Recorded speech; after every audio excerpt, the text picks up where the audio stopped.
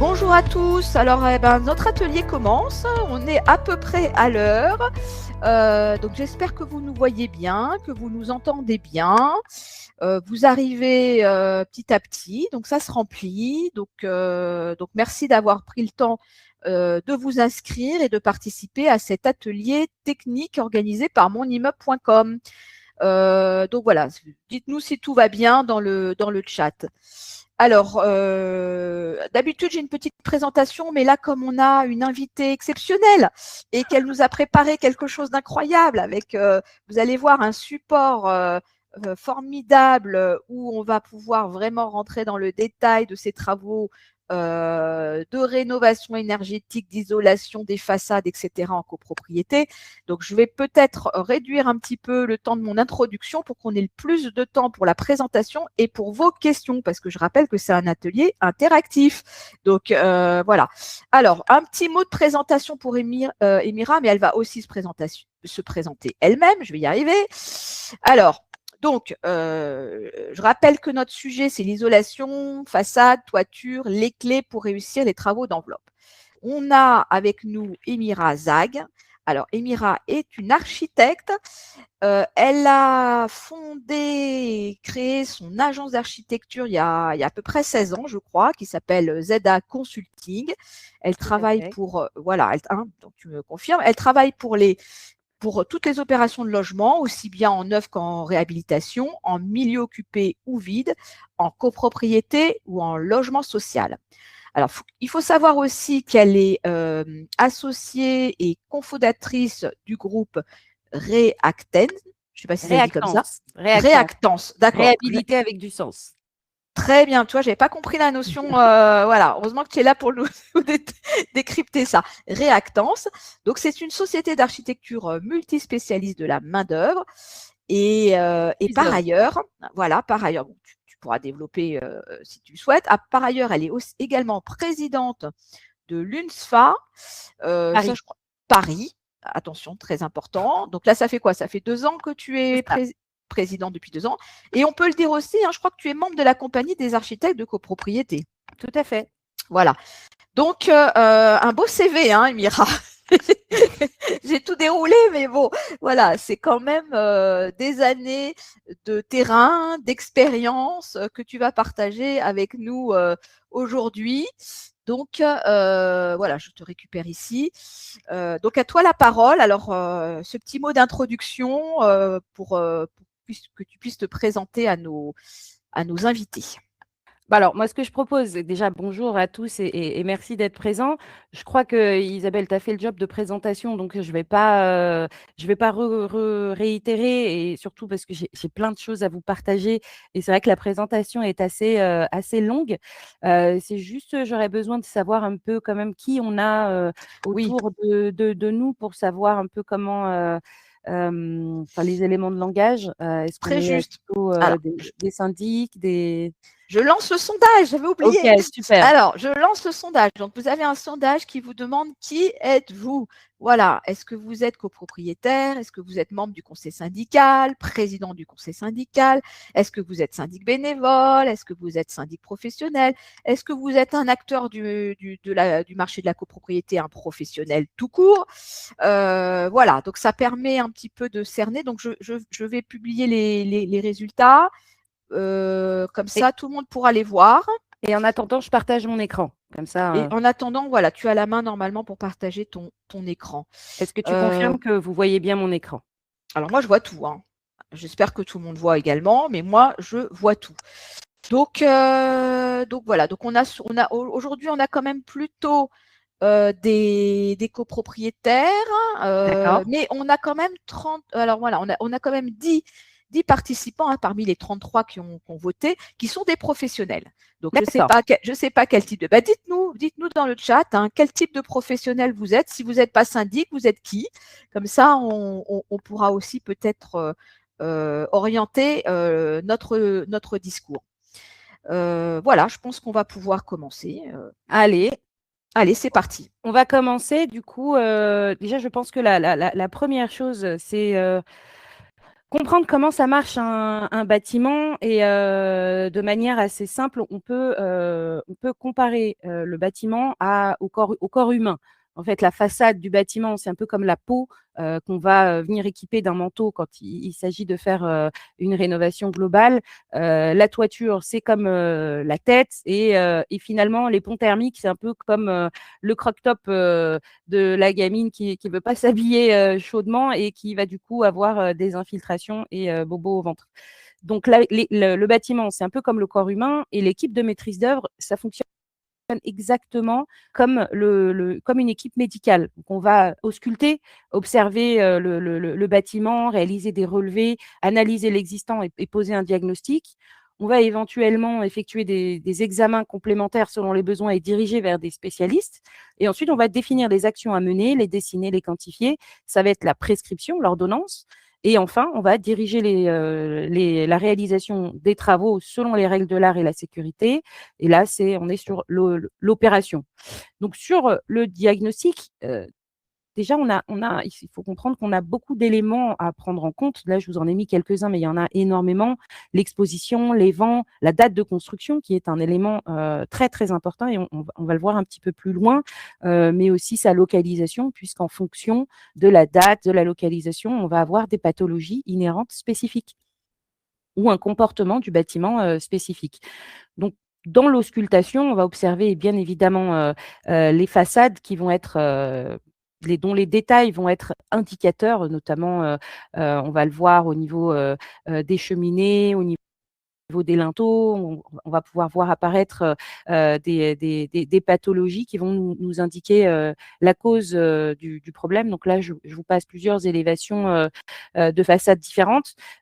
Mais on va voir par exemple que en fonction de l'épaisseur du bâtiment, de l'épaisseur de la façade, on va pouvoir comprendre comment est constituée la façade et donc prescrire l'isolation qui va bien, parce qu'on ne va pas isoler de la même manière un bâtiment en pan de bois ou un bâtiment en pierre de taille ou selon le matériau. Voilà, l'opération, la prescription va être différente. Et alors, sur le territoire national, on va avoir évidemment des spécificités, des typologies architecturales différentes en fonction de l'emplacement dans le territoire, avec des matériaux différents, comme je le disais tout à l'heure, la pierre, le bois sur la couverture, l'ardoise, la tuile. En fonction de ces éléments, on va prescrire une solution différente. On voit qu'on peut différencier les parois anciennes avec des matériaux spécifiques et les parois plus récentes avec d'autres matériaux qui vont nécessiter des perspirances différentes, par exemple. Pareil, par rapport à l'année de construction, on va avoir aussi une compréhension de la constitution des façades et des toitures. Donc, on va regarder ça un peu plus en détail sur la suite. On va décomposer en gros notre exposé aujourd'hui en s'appuyant sur des documents de l'APUR, donc l'Agence parisienne d'urbanisme, qui a décomposé en 6 périodes majeures, avant 1800, de 1801 à 1850. Donc, sur ces 2 périodes, on a des choses à peu près similaires. De 1851 à 1914, 18 à 39, 45 à 74 et enfin de 75 à 2000. Et on va voir que, contrairement à ce qu'on peut s'imaginer, c'est pas plus on va dans le temps, plus les bâtiments sont performants, par exemple, thermiquement, bien au contraire. On va commencer déjà par le bâti avant 1800.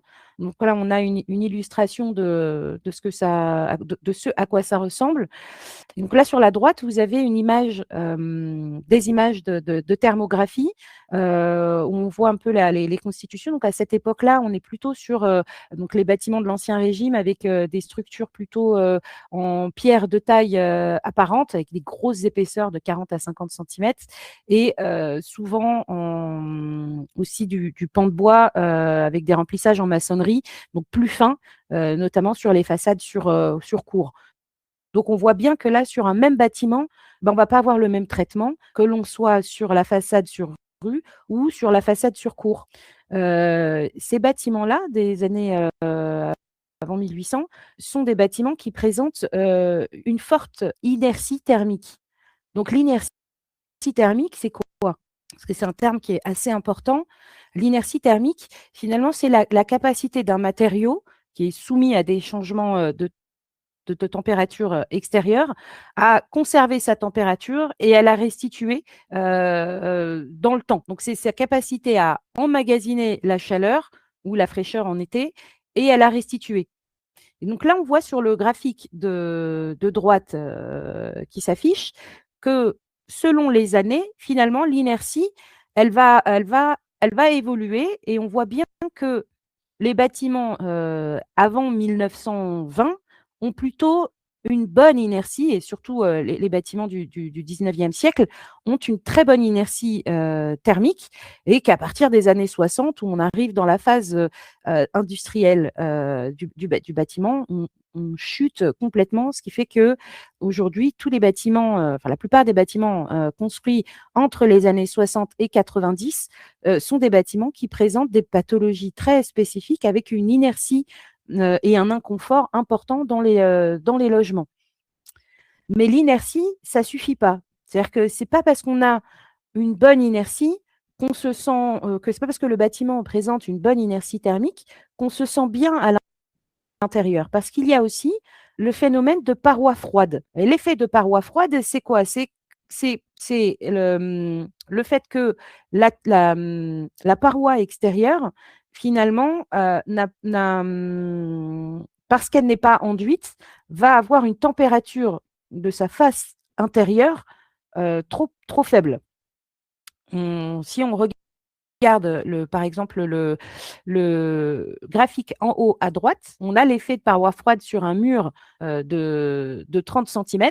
On voit que la température extérieure, donc à 0 degré, va évoluer tout au long de l'épaisseur du mur et arriver à 16 degrés à l'intérieur du mur. Donc la face intérieure du mur de façade est à 16 degrés alors que la température du logement est à 20 degrés.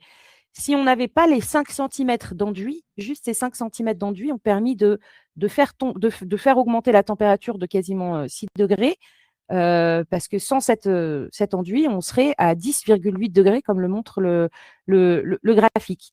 Donc, on voit bien que pour avoir un confort réel de ressenti dans le logement, il faut à la fois avoir une bonne inertie du bâtiment, mais aussi ne pas avoir d'effet de paroi froide. Dans les bâtiments d'avant 1800, on constate généralement que la paroi froide reste quand même assez modérée, justement parce qu'on a quand même une certaine épaisseur et que la plupart des façades sont enduites. Et c'est cet enduit qui va faire la différence. Donc après, à partir de 1800 jusqu'à 1850, donc là on est dans la période de l'épidémie de choléra, on commence à prendre conscience qu'il y a des sujets sanitaires à résoudre et on commence à voir de nouvelles ressources énergétiques, mais on est encore bien évidemment loin des considérations pour l'environnement. C'est encore open bar, je dirais, en termes d'utilisation de l'énergie et d'empreinte sur l'environnement.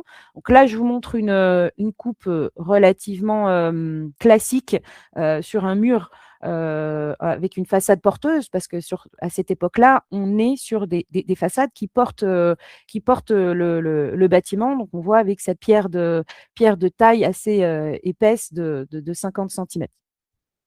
C'est à cette période on commence à structurer l'activité de construction comme un secteur économique à part entière, avec la figure du maître d'œuvre qui commence à émerger. Donc, sur ces bâtiments, les photos thermiques montrent finalement très peu de ponts thermiques. On va en avoir quelques-uns, comme on peut le voir à l'arrière des façades, puisque là, on est à l'arrière des bâtiments, sur les façades arrière cours, où là, on est plutôt en pan de bois. Et là, on voit les zones un peu rouges au droit des changements de structure. Mais sur les parties sur façade principale, on a finalement peu de ponts thermiques. On est plutôt finalement sur des bâtiments performants. Hein, on a d'autres clichés où on voit que finalement, même les bandeaux de ces façades, les bandeaux architecturaux qu'on voit là, viennent renforcer encore l'épaisseur de la structure et donc limiter les ponts thermiques. Néanmoins, on voit quand même apparaître les fameux convecteurs en dessous des fenêtres qui sont là, donc des points je dirais, de perte et les ventilations naturelles qui sont aussi des points de perte thermique. Donc sur la période suivante, de 51 à 14, donc la question de la santé publique et de la salubrité des logements devient de plus en plus présente et le développement de l'activité industrielle et économique se fonde sur une utilisation croissante de l'acier et du charbon. Et les modes constructifs commencent à évoluer et on commence à changer donc le mode constructif. Pour autant, on reste encore à cette époque avec l'idée que les ressources naturelles, elles sont perçues comme infinies et inépuisables. Donc, on n'est pas encore dans de l'économie de matière et ce genre de choses. Là, on va avoir 3 typologies de bâtiments sur cette période. Le type haussmannien, que vous connaissez assez bien, le post-haussmannien et le logement ouvrier collectif. Sur les 2 premiers, on reste encore principalement sur des murs en pierre de taille, donc épaisseur 40-50 sur les façades principales, et sur les pans de bois avec des remplissages en maçonnerie, plutôt sur les façades derrière. Et sur le logement ouvrier collectif, là, on commence à avoir des briques en remplissage et en parement un peu plus fines sur les cours. Donc là, en fait, les techniques de construction de l'époque profitent de la baisse des coûts de production et des gains de temps dans l'acheminement des matériaux, puisqu'on a justement commencé à construire des voies importantes et à structurer l'économie du bâtiment. Donc là, encore, on revient sur les courbes que je vous ai montrées tout à l'heure avec la question de la paroi froide et de l'évolution de la température dans le mur de façade. Et là, on voit par exemple en haut à gauche, l'effet de paroi froide qui là devient assez important sur un mur en briques de 22 centimètres. Donc, si à l'extérieur, j'ai 0 degré, la température du mur extérieur, elle est à 2,8. Elle va évoluer sur les centimètres de l'épaisseur du mur pour arriver à 12,3 au niveau de l'enduit. Les 2 centimètres d'enduit permettent de gagner quelques degrés, mais on arrive à une température du mur intérieur à 14,9 degrés. Donc là, on est sur un effet de paroi froide assez important. En comparant avec un mur de pierre de 50 centimètres, on voit qu'on a quand même un écart assez important. Et en termes de ressenti, ça fait une véritable différence. Et on voit sur les thermographies, juste en bas, où au droit des oriels, par exemple, où on a la partie, par exemple, en bas à droite des oriels, la jonction entre les oriels et la façade, on voit cette ligne droite rouge et jaune qui démontre là une problématique de pont thermique.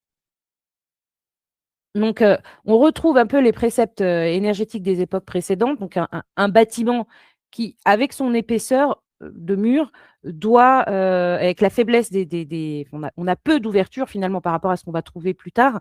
Il y a peu d'ouverture parce que le principe, c'est de se dire que on doit assurer un confort décent aux habitants, même si on n'a pas de chauffage performant. Parce qu'à 1850, pour rappel, on a quasiment que des cheminées et des poêles pour assurer le chauffage dans les logements. On est encore loin du chauffage au sol, hein.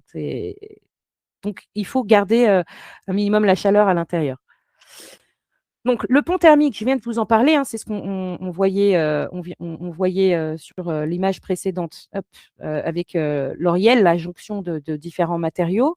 Donc, le pont thermique, c'est une zone ponctuelle ou linéaire qui, dans le développement d'un bâtiment, présente un défaut ou une diminution de la résistance thermique. Donc, je ne vais pas rentrer dans le détail de comment on calcule la résistance thermique, mais en tout cas, c'est comme je disais tout à l'heure, un peu comme le crop-top qui laisse entrer l'air frais sur le corps. Et ces ponts thermiques, on va les retrouver à plein d'endroits différents. Là, on voit la photo en bas au milieu. On voit clairement le pont thermique qui vient au niveau de la structure des planchers et des poteaux en façade. On les voit également sur les photos en haut et au milieu à droite, où on voit que ça a généré de la moisissure, de la pourriture. Et puis là, effectivement, on va avoir des problématiques aussi de qualité de l'air intérieur, puisque tout ça va favoriser la croissance de germes et donc de problématiques sanitaires. Donc, il faut savoir que l'ADEME considère qu'on a à peu près entre 5 et 10% des pertes thermiques qui sont liées au pont thermique. Donc, ce n'est pas négligeable à l'échelle du bâtiment. Les ponts thermiques, on va les avoir aussi de manière ponctuelle. Par exemple, au niveau des chevilles qu'on utilisait encore il y a quelques temps, les chevilles qui vont servir à la fixation des isolants. Donc, ça devient un peu antinomique, c'est qu'on va dépenser des sommes d'argent considérables pour isoler le bâtiment. Et puis, finalement, le fait d'utiliser des chevilles métalliques, parce qu'à un moment donné, elles étaient métalliques, et, il y a encore des gens qui les utilisent métalliques. Donc, ces chevilles, elles vont créer des ponts thermiques qui vont pastiller la façade. Donc, les ponts thermiques, on va les trouver à plein d'endroits. Donc, ça, c'est des dessins un peu techniques, mais qui vont signifier quand même que ces ponts thermiques, on va les trouver en gros à la jonction des différents matériaux, mais aussi à la jonction, par exemple, de la toiture avec la façade, le plancher avec la façade avec les murs refends. L'image qu'on voyait précédemment, façade avec les planchers bas, mais aussi au droit, par exemple, des fenêtres. Au niveau des tableaux et des linteaux. C'est pour ça qu'on insiste, en tout cas chez Zada Consulting, groupe Réactance, on insiste systématiquement sur la nécessité d'isoler les tableaux. Je vous remontrerai d'autres illustrations un peu plus tard dans la présentation. Donc voilà pour les ponts thermiques. Donc gardez bien ça à l'esprit parce que c'est un point très très important pour réussir son isolation de bâtiments. Alors, Émira, je rappelle que Oui. s'ils ont des questions, ils peuvent les poster dans le chat Q et R. Donc, n'hésitez pas, hein. Ce n'est pas une conférence, hein. C'est une présentation. Donc, Émira nous partage son expérience et son savoir, mais vous pouvez quand même poser des questions. Vous avez le droit, donc n'hésitez pas. N'hésitez pas. Et surtout, Isabelle, je compte sur toi parce que du coup, je ne peux pas lire les questions en même temps. Donc, pour l'instant, il n'y en a pas. Alors, ok, voilà, donc tout va bien. Mais voilà, il faut quand même qu'il y en ait, hein, c'est important. Je compte sur vous. Donc, je reprends sur donc, les différentes périodes. Donc là, on arrive à 1839. Donc là, c'est la période où on va multiplier les opérations de logements sociaux type HBM qui sont assez facilement reconnaissables. Donc là, on a un exemple assez connu et représentatif de ce genre de bâtiment. Et à ce moment-là, en termes d'énergie, on est sur le charbon qui représente à peu près 92% de l'énergie française consommée sur cette période-là.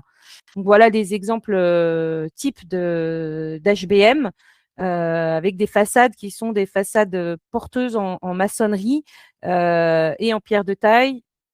Et on va avoir aussi les immeubles de standing, image qu'on voit plutôt à droite, donc image de standing de l'époque, avec un autre type de mode constructif. Donc d'un côté, on a les types HBM, de l'autre, les immeubles résidentiels de l'entre-deux-guerres, qui sont un peu plus hauts. Là, on commence à aller vers du R+8, R+9, avec des façades plutôt porteuses. Juste, Émira, HBM, ça veut dire quoi? Habitation à baux modéré. D'accord, à baux modéré. Voilà, c'est le début des HLM. D'accord. Voilà. Donc là, en termes d'image thermique, donc c'est une période charnière. Là, on va commencer à basculer en termes de mode constructif. Ça évolue assez vite.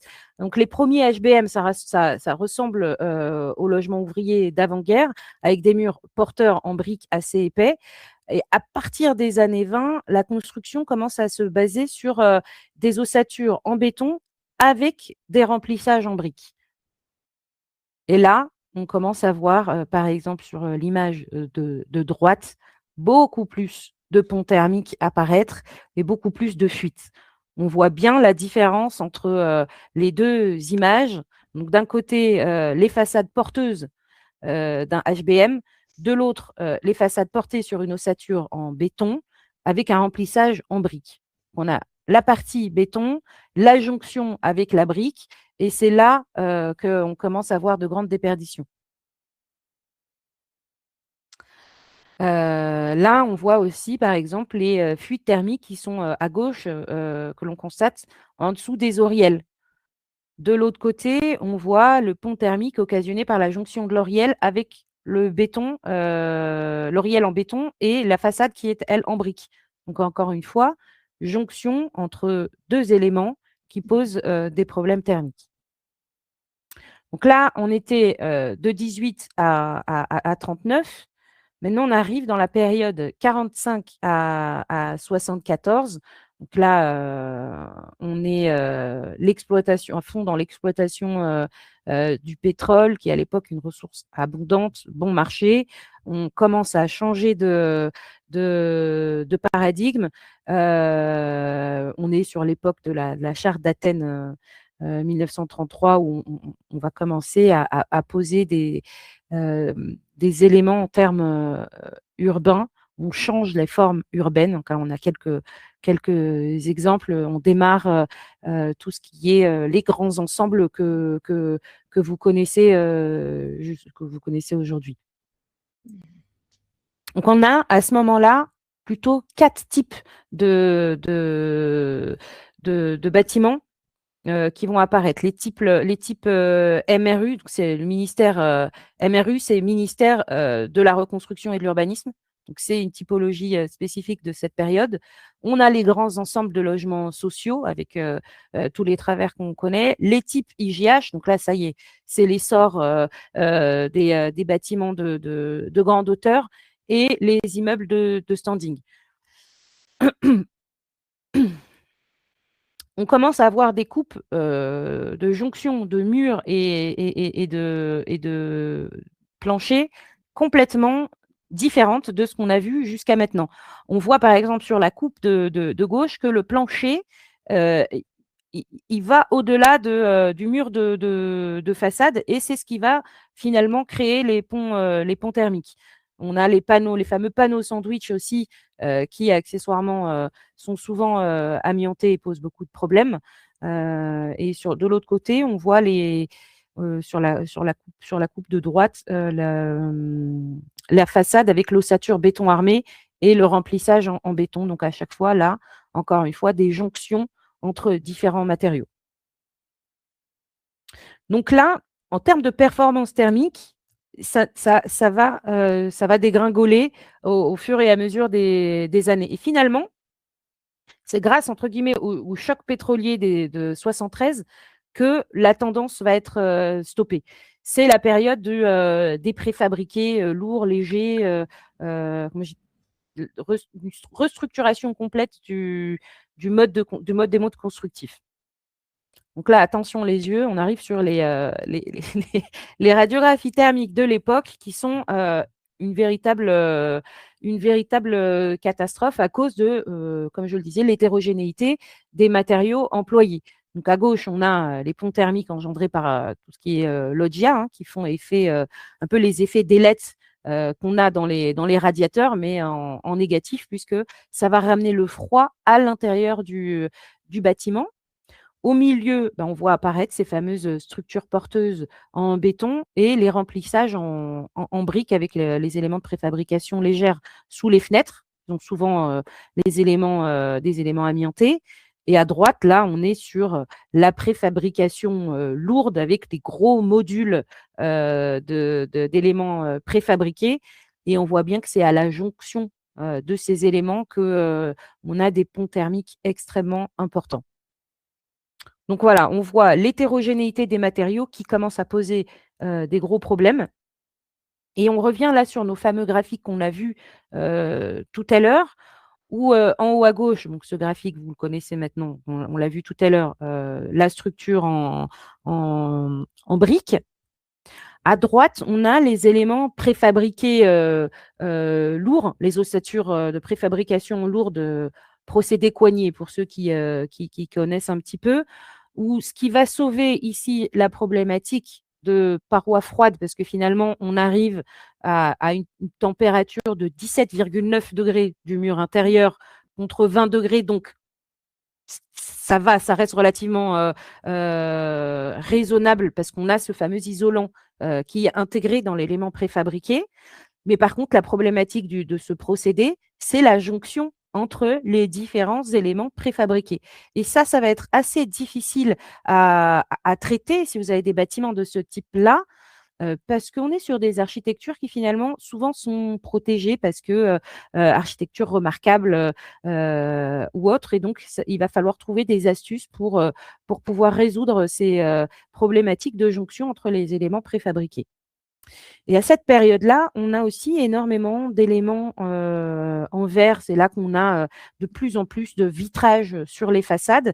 Et donc, je vous ai mis là le même graphique sur un élément verrier où on voit que là, évidemment, la paroi est extrêmement froide, quasiment de moitié par rapport à la température intérieure, ce qui va générer énormément de problèmes de condensation et de sensation de froid dans le logement.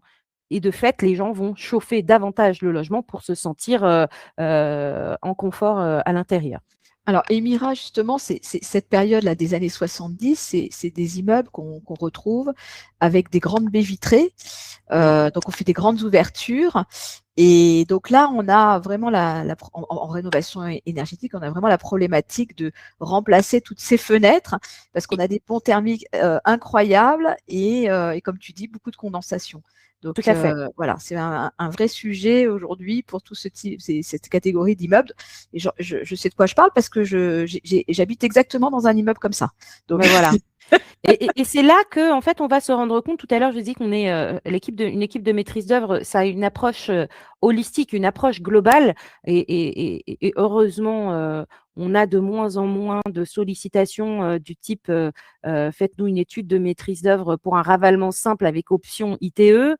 Les gens commencent à comprendre en masse qu'en fait, un bâtiment, ça ne se traite pas comme ça par partie. Exactement comme le corps humain, il faut avoir une approche globale. Et là, typiquement, on sait qu'on ne résout pas les problèmes uniquement en travaillant sur l'enveloppe et qu'il faut bien évidemment intégrer dans l'étude les sujets de ventilation, par exemple. C'est primordial.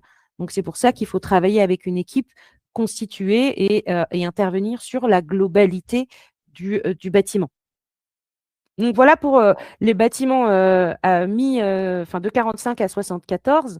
Et après, donc sur la dernière période qui arrive, donc là, 73, choc pétrolier, début d'une période d'austérité économique.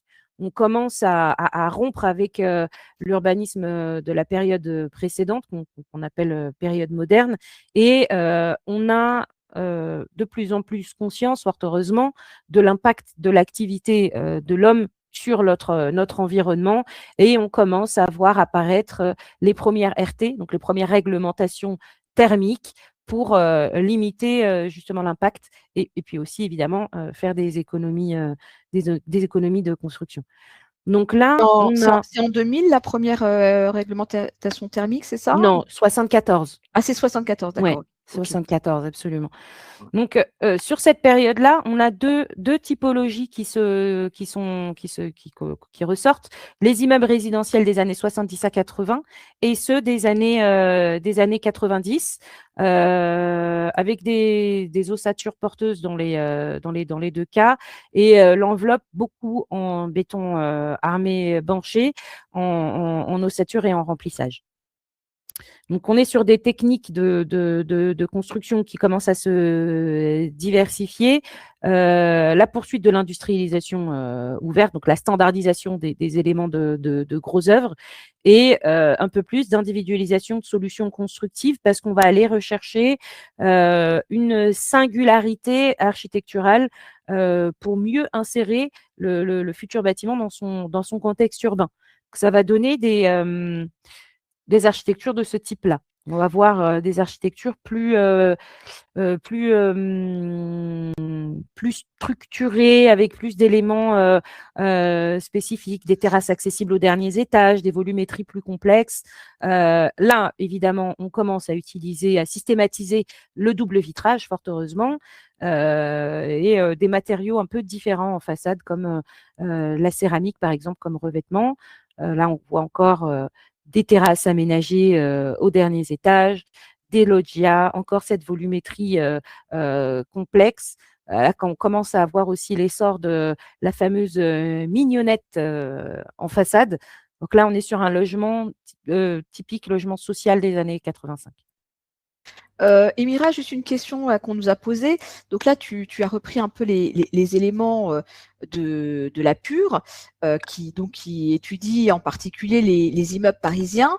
Oui. Mais est-ce que ça peut s'étendre au territoire français?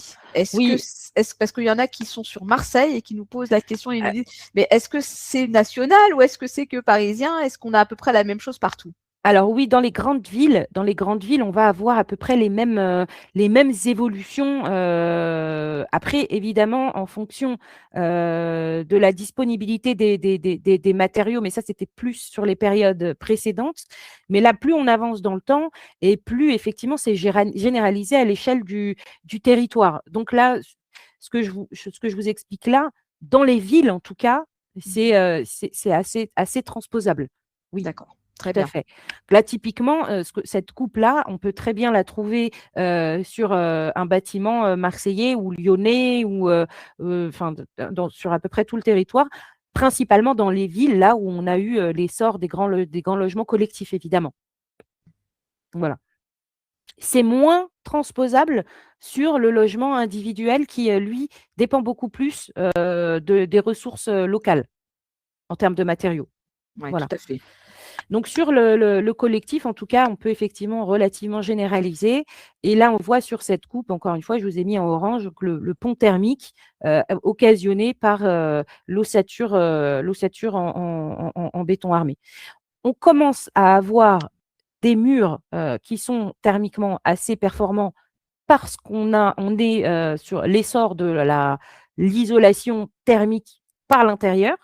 On intègre systématiquement à cette période-là, puisqu'il y a les différentes réglementations thermiques, l'isolation en laine de roche ou en polystyrène, en fonction, mais plutôt à l'intérieur.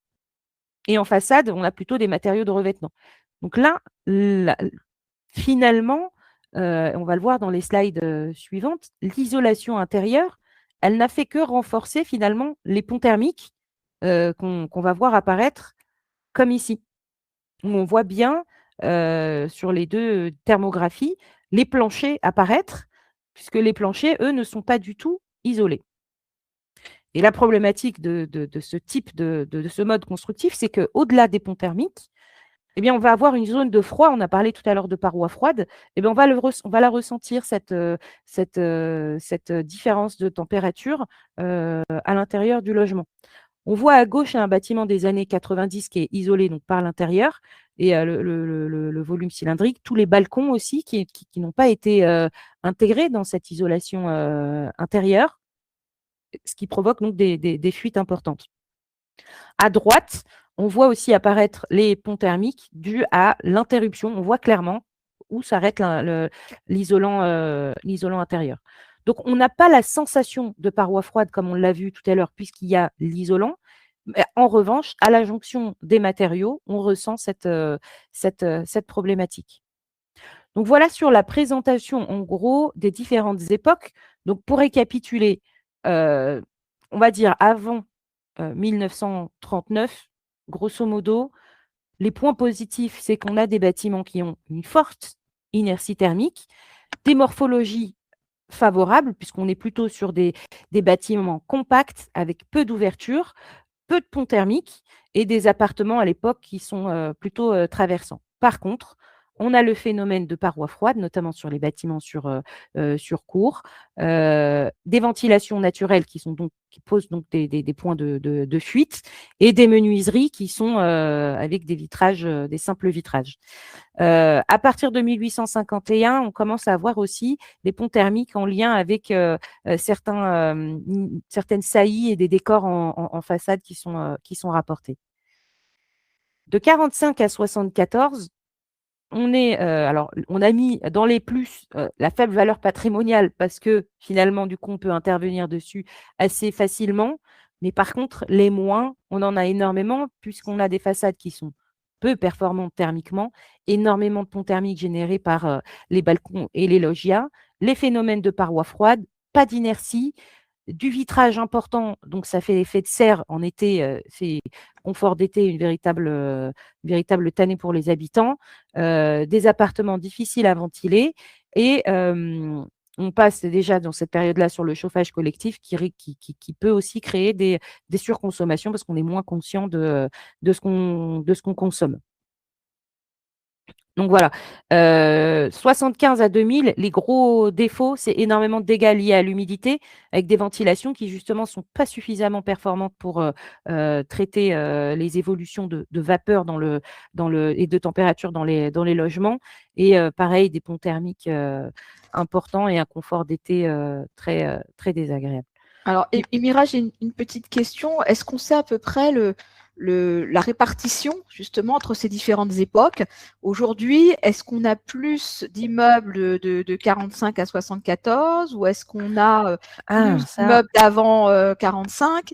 Est-ce qu'on a construit, on n'a pas construit tant que ça non plus? Est-ce qu'on a quand même voilà, un pourcentage important d'immeubles d'après 75? Est-ce que toi, qu'est-ce que tu vois dans ton quotidien? Qu'est-ce qui est plus présent? Alors, on intervient, nous, sur tout type de bâtiments, mais on intervient différemment.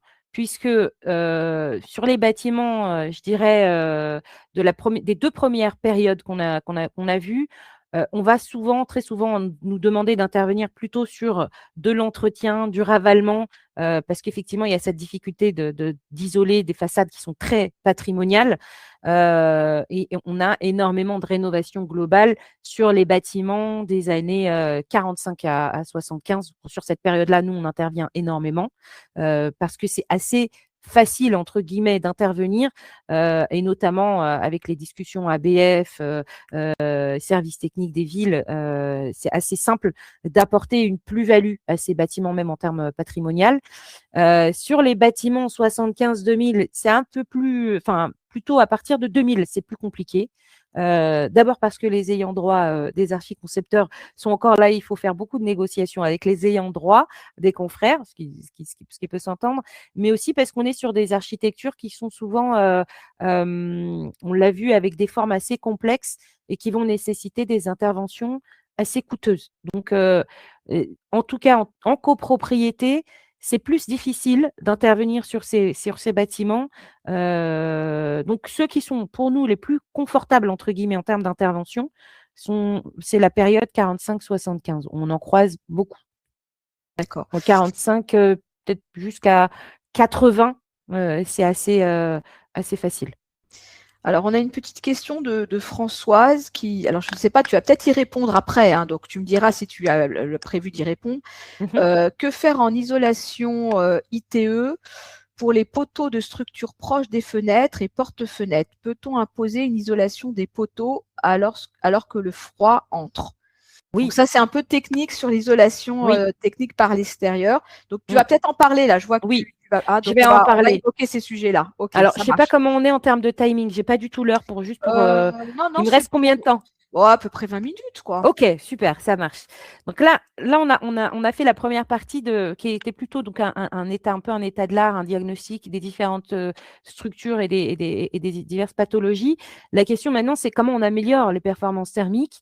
Et comme je l'expliquais tout à l'heure, il faut vraiment une approche holistique et une réponse globale qu'on va distinguer en 3 volets. D'abord, l'intervention sur les usagers, parce que ça, c'est la base, hein. Vous pouvez avoir un bâtiment très performant. Si les gens ouvrent les fenêtres toute la journée alors qu'on a un bâtiment en plein en chauffe. Alors bien sûr, il faut ventiler, mais il faut aussi quand même rester raisonnable. Donc il y a toute une appropriation des éco-gestes, des équipements, etc. On ne va pas développer ce volet aujourd'hui, mais ça reste un volet important. Il faut vraiment en être conscient et accompagner les usagers sur ces aspects-là. Ensuite, on a l'intervention sur le bâti et enfin l'intervention sur les systèmes. Voilà. Et moi, je les vois vraiment dans cet ordre-là en termes d'intervention. Nous, aujourd'hui, on va focuser sur l'intervention sur le bâti. Je ne parlerai pas du reste parce que on n'a pas le temps en 1 heure. Une Mais on prochaine fois, pourra Emira, voilà, tu avec, reviendras, avec, tu avec reviendras. plaisir.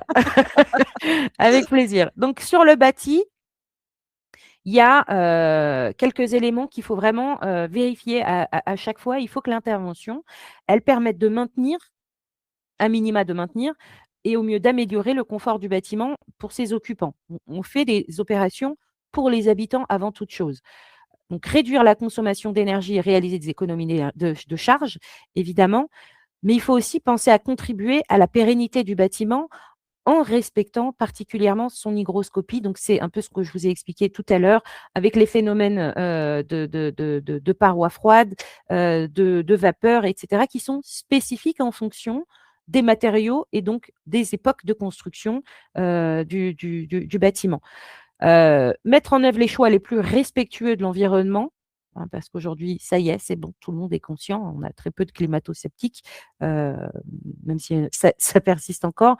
On est conscient de l'importance du respect de l'environnement. Et bien évidemment, je vous montrerai quelques clichés tout à l'heure, il faut toujours respecter la valeur patrimoniale, architecturale et paysagère du bâtiment sur lequel on intervient. Il ne s'agit pas de plaquer de l'isolation n'importe comment Alors, sur les bâtiments. respecter et pour aussi améliorer, parce que parfois Quand on c'est peut, possible, hein, tout à fait, voilà, tout hein. à fait, L'idée, c'est aussi de absolument. faire mieux éventuellement, si on peut, Mmh. hein, voilà. Mais c'est à minima de respecter et effectivement une rénovation globale, et on s'y attache particulièrement dans le groupe Réactance, c'est l'occasion aussi, quand les gens le souhaitent, hein, parce qu'encore une fois, on ne fait pas un projet architectural pour soi, mais pour les habitants, pour les propriétaires des bâtiments, c'est une occasion de changer l'image et d'améliorer l'image architecturale. Donc à chaque fois, il s'agit de mettre le curseur au bon endroit en termes de compromis technico-économiques et architectural. Et ce n'est pas toujours évident de mettre tout le monde d'accord là-dessus. Donc maintenant, sur les solutions d'isolation, il y a différents systèmes d'isolation. L'isolation par l'extérieur, aujourd'hui, c'est celle qui permet de mieux traiter les ponts thermiques. Malheureusement, ce n'est pas toujours possible. Donc, il y a aussi l'isolation par l'intérieur, mais celle-ci, il faut être conscient qu'elle accentue les ponts thermiques. Il y a aussi les solutions mixtes, donc peut-être d'un côté isolé par l'extérieur et de l'autre côté isolé par l'intérieur. Donc voilà, on sait qu'il y a différentes possibilités. L'isolation par l'extérieur, c'est aujourd'hui, à mon sens, la seule qui permet de traiter les ponts thermiques puisqu'on va passer devant les différents éléments qui peuvent générer ces ponts. Donc tout à l'heure, on parlait d'un poteau qui génère un pont thermique. Il s'agit évidemment de les traiter dans l'isolation avec la conscience que en thermique, ce sont les premiers centimètres qui comptent. Donc un poteau, s'il est au droit de fenêtre et que rajouter 20 centimètres de chaque côté du poteau peut être problématique, on peut envisager un matériau d'abord plus performant, donc qui nécessitera pour une même résistance thermique moins d'épaisseur, mais on peut aussi se dire que sur le poteau ponctuellement, on va avoir une isolation peut-être un peu moins performante, mais que ces quelques, centimètres vont déjà permettre de limiter, les problématiques. C'est exactement ce qu'on va avoir au niveau des fenêtres. Donc là, vous avez une coupe sur les fenêtres. On voit bien, au milieu les flèches qui montrent, le pont thermique qui existe au niveau des linteaux, donc la partie haute, au-dessus des fenêtres et sur l'appui de fenêtres, mais on a exactement la même problématique sur, les côtés des fenêtres. Donc là, on voit sur l'image, de droite, que l'isolant, qui, va, faire par exemple 16 centimètres en façade, va être réduit au droit de la fenêtre parce qu'on ne pourrait pas mettre, 16 centimètres partout. Donc là, on va aller sur, un isolant de 4 centimètres, qui va déjà être suffisant pour, pouvoir traiter, ces ponts thermiques. Il y a des solutions aussi, puisqu'on a un partenaire, donc j'en parle, hein, qui propose des précadres pour traiter justement l'ouverture des baies Tout à fait, avec cette isolation thermique par l'extérieur. Donc c'est vrai, tout il y a à des fait, procédés vraiment spécifiques qui sont adaptés pour ce type de situation. Voilà. absolument. Et ce même, partenaire, si on parle de Alpac peut-être, si on Exactement, voilà, voilà, exactement. va aussi avoir donc cette solution, elle va permettre aussi, en fonction de la spécificité patrimoniale de l'année de construction et cetera, on va pouvoir envisager, aussi en fonction de comment ça se passe à l'intérieur du logement, de déplacer cette fenêtre et de la mettre au nu extérieur de la façade. Et là, du coup, effectivement, avec ces précades, on n'a plus de problématique d'isolation, d'appui, ou des tableaux ou des linteaux, on met la fenêtre au droit de l'isolant. Et là, effectivement, on est, en tout cas du point de vue thermique, on est sur la solution idéale puisqu'on a, résolu le problème, du pont thermique de manière drastique. Mais Exactement. bien évidemment, ça n'est pas toujours possible. Tout dépend de, l'organisation à l'intérieur du logement. Par exemple, si j'ai derrière cette fenêtre, un plan de travail ou, un évier ou quelque chose qui déjà me gêne, sur l'accès de la fenêtre, si je décale encore de 20 centimètres ma fenêtre vers l'extérieur, ça devient compliqué à manipuler. Donc voilà, encore une fois, c'est une approche, globale. Il faut analyser les usages, la typologie des bâtiments, et comment tout ça, fonctionne. En tout cas, voilà, les liaisons, ce qu'il faut retenir, c'est que ces liaisons, il faut absolument les traiter et ça fonctionne à chaque jonction. On peut parler par exemple des fondations où il faudrait, dans l'idéal, descendre l'isolant, jusqu'aux fondations pour bien traiter les ponts thermiques. Mais aussi, vous êtes plus souvent confronté à ce sujet-là, la question des acrotères, donc la partie qui se trouve en haut en jonction avec la toiture, notamment quand on a des toitures terrasses, où là, on voit un pont thermique très, très important et qui est sur toute la longueur du bâtiment. Donc là, typiquement, les bâtiments des années 70, assez cubiques avec des toitures terrasses. Mais là, il convient, si on veut réellement traiter les ponts thermiques et éviter les sujets de moisissure à l'intérieur du logement à la rencontre entre la toiture et la façade, il faudrait venir isoler l'acrotère et manchonner complètement l'acrotère, donc mettre comme un bonnet sur l'acrotère. Voilà, donc il faut aussi bien rester, vigilant donc, à la question de la vapeur d'eau. Mais je vois que le temps tourne, assez vite. Mais si vous devez retenir, quelque chose sur la question de la vapeur d'eau, c'est que, heu, i il y a, lorsqu'on isole, par l'intérieur ou par l'extérieur, quelque chose qui est très important à prendre en compte, c'est ce qu'on appelle le point de rosée, qui va, complètement dépendre des matériaux qu'on a, en face de nous. Donc, le fait d'isoler par l'intérieur peut aussi poser des problématiques, à ce sujet. Donc là, c'est des calculs à faire en fonction de chacun des matériaux pour avoir des courbes qui ne se croisent pas entre la pression de la vapeur, d'eau, entre les différentes pressions de vapeur d'eau. Voilà, je vais faire court sur ces graphiques Oui, assez, c'est un assez peu, techniques. compliqué. Oui, Donc, voilà, oui, il on arrive faudrait. sur des sujets Oui. assez techniques. Voilà. Donc là, évidemment, bon, il faut rentrer un peu dans l'expertise du sujet. Donc bon, voilà. Mais si vous êtes intéressé, on reviendra sur ces sujets-là. Hein, vous nous le dites. Si c'est vraiment des sujets qui vous passionnent, donc on essaiera d'en reparler dans un autre atelier ou à l'occasion d'un article dans mon immeuble.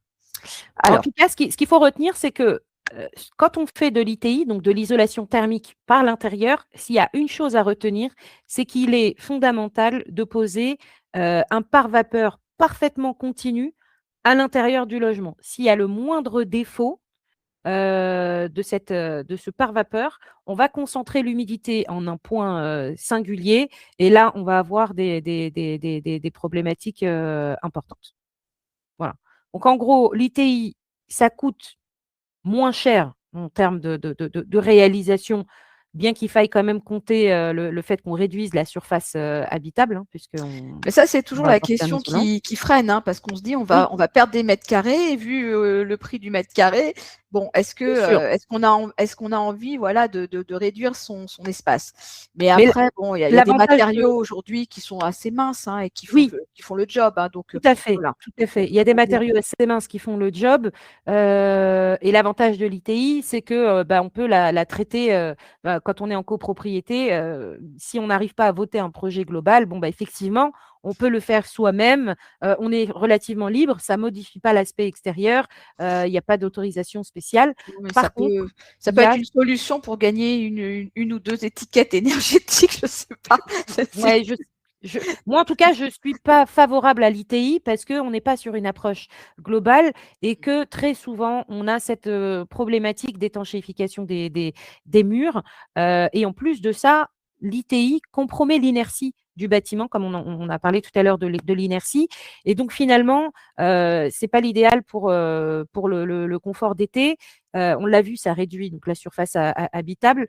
Et en plus, ça augmente les ponts thermiques. Donc ça, c'est vraiment problématique. Alors que l'ITE vient résoudre tous ces problèmes, c'est plus facile à mettre en œuvre en milieu occupé puisqu'on intervient de l'extérieur. On conserve l'inertie et c'est plutôt favorable pour le confort d'été. On ne perd pas de surface utile. On protège aussi les bâtiments des variations climatiques parce qu'il y a aussi ça qui est important, c'est que les bâtiments de construits en béton aujourd'hui souffrent de cette problématique de changement climatique et on voit de plus en plus de pathologies sur les bâtiments en béton avec parfois des morceaux de béton qui se décrochent des façades et qui présentent un réel danger parce qu'il y a eu des infiltrations, des poussées de fer et donc le fer qui gonfle et qui fait éclater le béton. C'est des sujets qu'on voit dans l'actualité, dans des faits divers, avec des balcons Absolument, qui tombent, par exemple. par exemple. Mais Tout à fait. oui, est-ce que ça peut être justement le froid avec le gel? Bien Est-ce que ça peut être, voilà, c'est plutôt sûr. lié au froid, je pense, hein, que le. En fait, en réalité, c'est souvent des infiltrations qu'on n'a pas vues ou qu'on n'a pas traitées à la jonction en fait du balcon et de la façade. L'infiltration se fait, vient attaquer les aciers qui servent au porte-à-faux du balcon et à un moment donné, à force, ça lâche. Mmh. Donc c'est pour ça que nous, par exemple, on préconise systématiquement un ferroscan, donc une analyse comme Mmh. une radio des aciers des balcons, parce que ça, souvent, ça prévient pas. Donc on est très vigilant à ça. Donc D'accord. c'est vrai que l'ITE, ça vient quand même résoudre beaucoup de problèmes, mais il y a toujours les contraintes architecturales, évidemment. Donc là, on a des bâtiments avant 1800. On peut se poser la question, qu'est-ce que je fais de l'ITE, de l'ITI? Sur l'image, alors je sais pas ce que vous voyez là. Bah, tu as un, deux, trois. Voilà, on est sur 1, 2, 3, voilà. Donc là, on voit sur la une, par exemple, l'ITE, elle est difficilement envisageable. On ne voit pas comment ici, on pourrait venir faire une architecture, une isolation thermique par l'extérieur. On sait que les bâtiments de France ne l'accepteraient jamais et puis il y a un véritable sujet patrimonial. Par contre, Sur la façade cour, là, la numéro 2, on voit que ce serait parfaitement envisageable. Et sur la façade numéro 3, là, en fait, on a un bâtiment qui a été enduit, hein, certainement, donc un bâtiment avant 1800, qui a été enduit en ciment, ce qui est une véritable catastrophe pour le bâtiment, parce qu'en termes d'hygrométrie, justement, c'est très mauvais. Donc là, il s'agirait, par exemple, de raboter en fait cet enduit ciment, de le dégager et de venir faire une ITE qui viendrait permettre de retrouver l'écriture architecturale qu'on avait certainement à l'origine. Et qu'est-ce qu'il y a sous le ciment alors, Mira? C'est quoi sous le ciment? Là, c'est un bâtiment avant 1800, donc on a très probablement, il y a de fortes chances que ce soit des pans de bois. Je sais Ok. pas, là comme ça, je pourrais pas te D'accord, ok. dire, mais il y a probablement des pans Donc de il faut bois. investiguer. Il faut quand même investiguer. Absolument, toujours, toujours. Il faut toujours investiguer. Là, pareil, on voit bien que sur la façade à gauche, évidemment, il n'est pas question de faire une ITE, tandis qu'à droite, ce serait parfaitement envisageable. Voilà, donc là, on a un bâtiment, des bâtiments, donc troisième période, non, deuxième période, 1851-1914, où on voit qu'à droite, ce serait inenvisageable, alors qu'à gauche, ce serait parfaitement envisageable. Ouais. Mais il y a quand même beaucoup de fenêtres, des ventilations. Enfin, il y a pas mal de choses en. À gauche, là, c'est des garde-manger que tu vois. Et ça, Ah, c'est ok, pareil, c'est d'accord. des gros ponts thermiques, ces Ah garde-manger. oui, c'est énorme. Donc, Ouais. on peut les traiter. C'est-à-dire qu'il faut refermer effectivement à cet endroit-là pour avoir quelque chose de thermique et pourquoi pas garder le garde-manger, mais envisager une ventilation différente pour ne pas avoir un pont thermique aussi important. Mhm. En gros, les bâtiments construits avant 14, c'est relativement rare que l'on puisse faire une isolation globale sur les façades rues, notamment, alors que l'isolation extérieure, elle pourrait être envisageable souvent sur les façades cour. Mais comme à chaque fois, vigilance sur l'isolation intérieure qui devra être étudiée avec une grande prudence par rapport aux éléments qu'on a évoqués précédemment. Là, on arrive sur une autre période, donc 1839. Donc là, on est sur à gauche sur une façade en briques qui a été enduite. Mhm. Donc là, on pourrait envisager de mettre en œuvre une isolation par l'extérieur et peut-être de retrouver même une écriture architecturale de cette époque-là. Tandis que sur la façade 2, évidemment, c'est inenvisageable. C'est une belle façade. Hein. Ouais, Hein. c'est Celle-ci, brique avec des. Ouais, il y a des décorations. voilà, C'est vraiment. typiquement HBM. Ah oui, c'est très beau. Hein. Mhm. Avec un niveau d'ornementation effectivement assez important. Et donc là, évidemment, on va pas envisager d'isoler, même si aujourd'hui, on sait reproduire des façades en briques isolées. Mais évidemment, ce type de façade-là, on est sur du patrimonial et on n'ira jamais isoler par l'extérieur. Ok. Donc là, on est sur la période 45-74 où c'est beaucoup plus facile d'envisager ce genre d'isolation, pas des isolations par l'extérieur, avec à droite un point de vigilance, comme on l'a évoqué tout à l'heure, on voit les… compliqué avec tous les balcons et Voilà, les baies vitrées là. Hein. voilà, T'as pas beaucoup de murs en fait. Hein. c'est ça. Que des baies vitrées.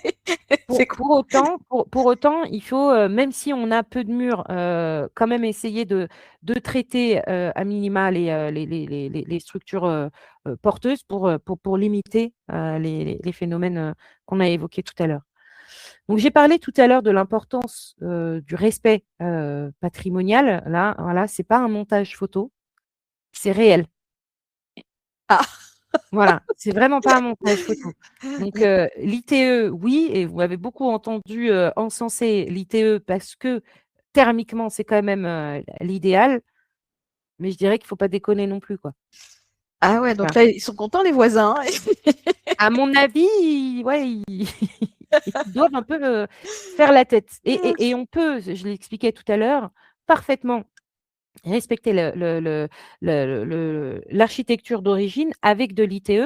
Là, on a un exemple où on a la façade historique, donc on a été faire des recherches sur comment était la façade historique. Le bâtiment au milieu, c'est avant l'intervention, d'accord? Avant notre intervention, enfin avant l'intervention des architectes, on est sur ce type de façade-là. Les recherches historiques ont permis de comprendre comment était le bâtiment avant la première rénovation. Et la façade après rénovation, c'est celle qu'on voit à droite, où on est beaucoup plus proche de l'architecture d'origine. Ah, mais vous avez tout Voilà. changé là. Il y a plus les mêmes balcons, il n'y a plus les. Ah oui, c'est incroyable. Ça montre quand même que c'est possible de faire une architecture avec de l'ITE qui respecte le patrimoine. Ah oui, Voilà. c'est bluffant. Très rapidement, parce que malheureusement, ça y est, on a dépassé le temps Oui, mais imparti. Rapidement Bah, sur on va te laisser l'isolation. finir quand même, Émira. Oui, on Voilà. a quasiment fini. Donc, l'isolation des toitures, il y a aussi pareil. En fait, les mêmes problématiques qu'on a évoquées tout à l'heure. On peut isoler par l'intérieur avec des isolants à dérouler ou en vrac, mais on voit bien que les ponts thermiques ne sont pas résolus. Et là encore, quand c'est possible, on va essayer d'aller plutôt vers des isolations par l'extérieur, type sarking, qui vont permettre de traiter les ponts thermiques. Sur les toitures terrasses, donc il y a 2 types de toitures terrasses, hein, avec l'étanchéité au-dessus ou en dessous.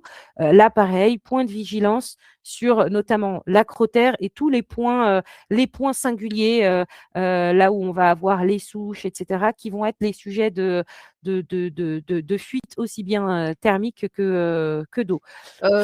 Une étanchéité, ça dure quoi? 20 ans? C'est combien? Il y a la garantie décennale. 20 ans, je dirais que tout va dépendre en réalité de la façon dont le matériau est entretenu. Ah, d'accord. Voilà.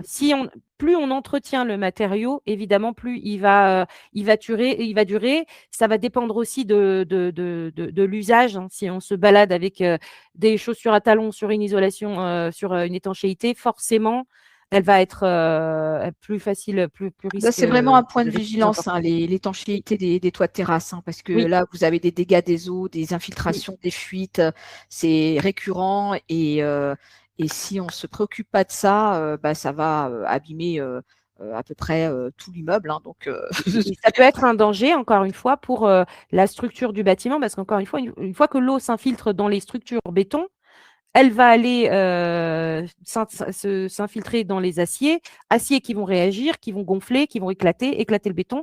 Et donc, c'est vraiment l'eau aujourd'hui, c'est le plus gros ennemi du bâtiment. C'est vraiment le point de vigilance, la gestion de l'eau.